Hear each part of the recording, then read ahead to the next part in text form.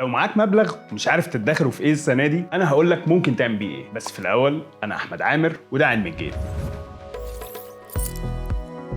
شهادة الاستثمار دايما بتكون الحل الأول ليا وليك، بس علشان تقدر تاخد القرار المظبوط محتاج تتابع الأخبار الاقتصادية أول بأول، وكمان الجديد اللي بتقدمه البنوك، علشان السوق ده فيه منافسة كبيرة، ومن المتوقع في 2024 نلاقي عروض عن شهادات جديدة. المهم إنك تختار اللي يناسب احتياجاتك، وتبقى عارف إن الشهادة مش هتعرف تفكها إلا بعد 6 شهور على الأقل. في منتجات تانية كتير بتقدمها البنوك، بس مش هتكلم فيها معاك دلوقتي. تاني حاجة إنك تدخر فلوسك في أذون الخزانة، ودي ميزتها إن فايدتها متغيرة وممكن تكون اعلى من الشهادات، وكمان بتاخد الفايده بتاعتها ان ادفانس. ومن مميزاتها انك تقدر تختار المده اللي محتاجها من اول 3 شهور لحد سنه، ولو عايز تعرف ازاي تستفيد منها هعمل لك عنها فيديو لوحدها. ثالث حاجه ودي الجديده، انك تحوش مع ابلكيشن ماني فيلوز، وده ابلكيشن ممكن تحوش معاه فلوسك بالتقسيط على المده اللي انت عايزها من اول 6 شهور وبتوصل لسنه وسنتين. وطبعا انت عارف مع الوقت ان الفلوس قيمتها بتقل، لكن الناس دي عامله حسابها لانك مش بتحوش ببلاش، انت بتستفيد باعلى عائد تراكمي